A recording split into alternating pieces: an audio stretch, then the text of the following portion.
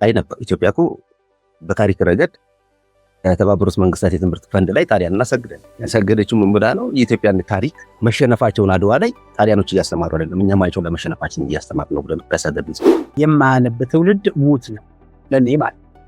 ታሪክን ካላወቅ የኋላ ታሪክ መነሻዎችን ካልመረመርክ ለምትጠየቁ ጥያቄ ተገቢ መልስ አይኖርም። ምክንያቱም ሰው ቀድሞ ቢፈጠር እኔ ያውቃለሁ ብሎ ሀሳብ በመሰንዘር የፈጣሪን ስራ ከ70 ዓመት በላይ ያጓትተው ነው። 1% በላይ የህክምና መድኃኒት ማዳኑ ከተረጋገጠ 49 ሳይድ ኢፌክት በተለያዩ አንቲቢዮቲክ እየተሰጠ ለህክምና ይውላል። ታሪክ 99.9 አልተረጋገጠ ለማስተማረኝ አይሆን።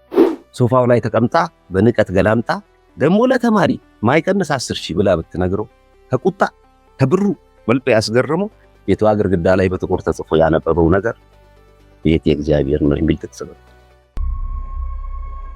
ቃልሙድ